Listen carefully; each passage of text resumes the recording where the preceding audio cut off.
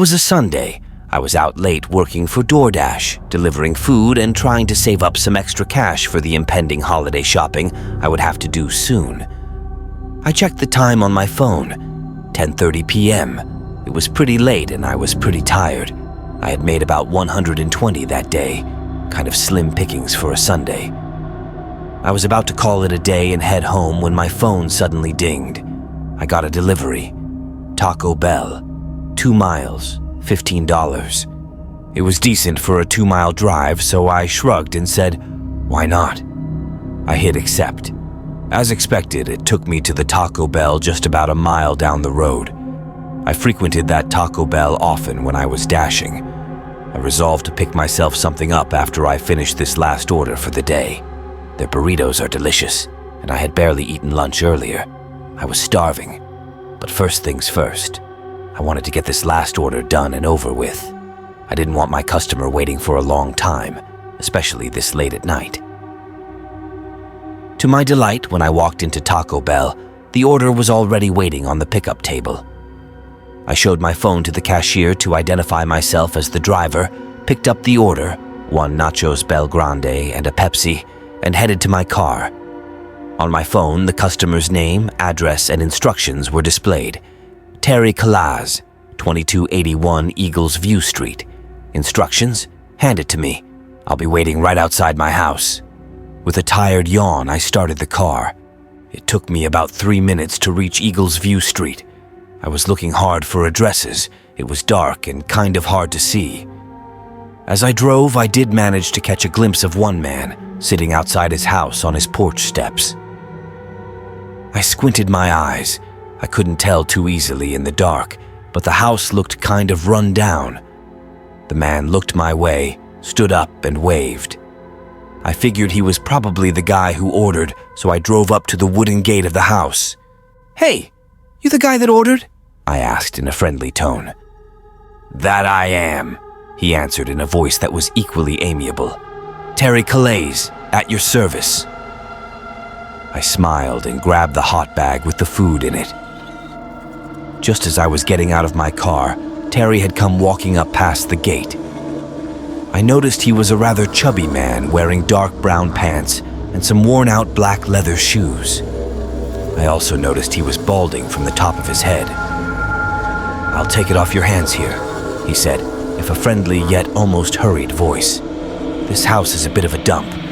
In fact, I don't really even live here anymore."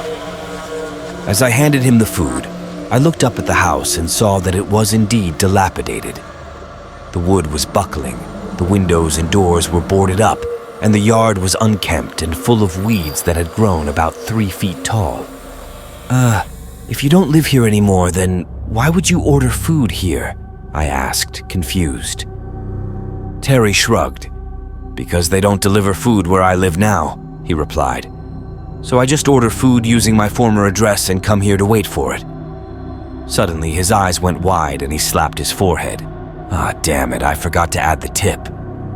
"Hey, it's okay, sir," I replied, smiling. "I mean, this was a short drive for $15. Trust me, I'm more than satisfied." "Well, I'm not," he said stubbornly. "I used to work for the dining public just like you, and I know how hard it can be. I wouldn't feel right not giving you a tip, especially after you drove out here this late at night to deliver food. Tell you what." He pulled out a notebook and a pen from his pocket and wrote something on it. "This is my new address. Please come by, and I'll have a nice tip available for you when you do. You won't have to come in or anything, I'll just leave it right there in front of my place." I didn't want to refuse because he was so nice and seemed so desperate to do what he felt was right. "Sure," I said, "and thank you so much." "No, thank you," he said with a smile and headed back up to the porch of the house. I turned to get back in my car, but just before I got in, I looked up at the house and saw the gentleman had disappeared. He couldn't have gone back inside that worn-down house, could he? I wondered. I stood there looking for about another minute, then shrugged and got in my car. Maybe he walked off to his car and is already driving home, I thought to myself. With a shrug, I started my car and drove off on my way back to Taco Bell. When I got to Taco Bell, I walked in, and ordered a burrito and nacho bel grande, complete with Pepsi, so indigestion didn't punish me for my late-night unhealthy dining choices. It was a new cashier who took my order, a blonde kid who looked like he was in his late teens. "Oh, nacho bel grande," he said as he rang me up. "My former manager used to like to order those with a Pepsi to take home at night." "Ah, a kindred spirit," I said back with a smile, just like the guy I just delivered to, and a Pepsi. "Wow," the kid replied. "That actually sounds just like my boss.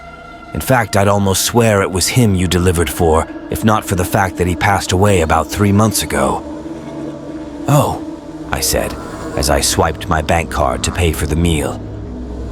I wasn't sure if I should say anything else, as I didn't know how close the kid might have been to his manager. "Yeah, he was a cool guy," the kid kept talking.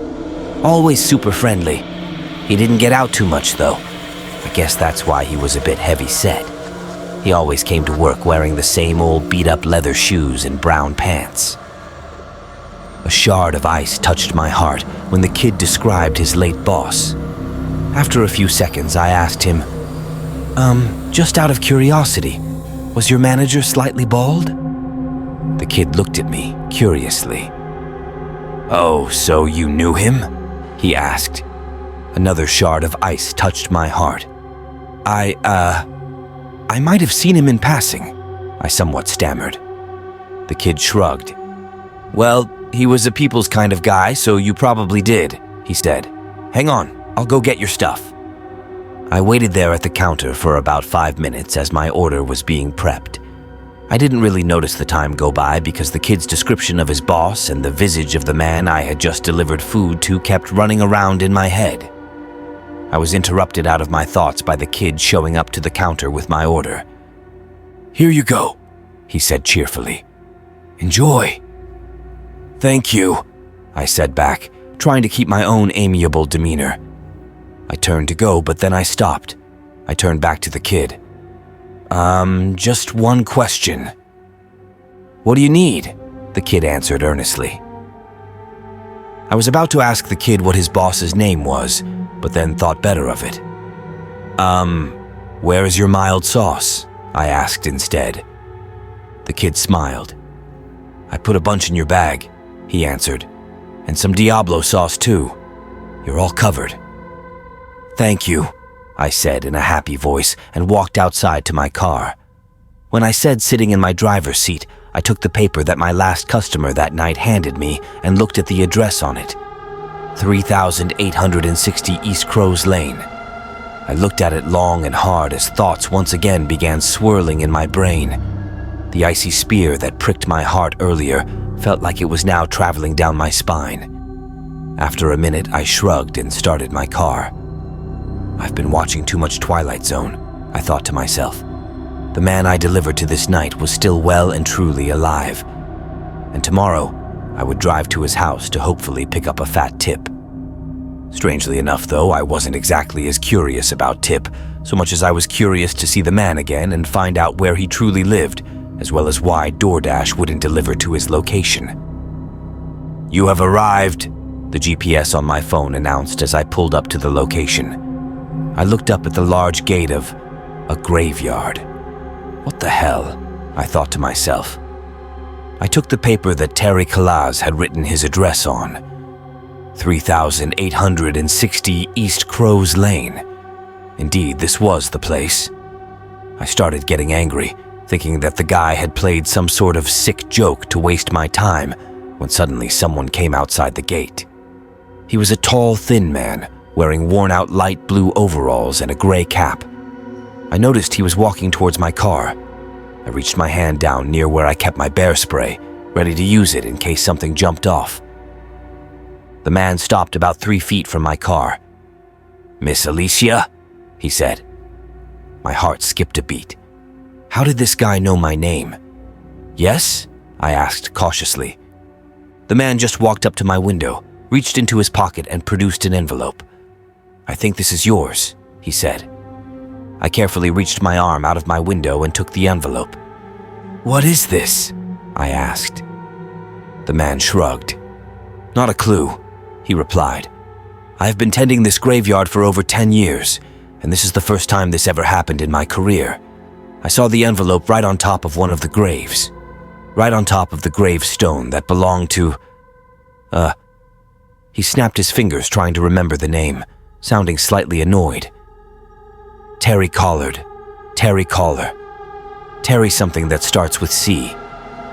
Anyway, there was a note next to that letter that said to come outside and hand you that envelope when you showed up.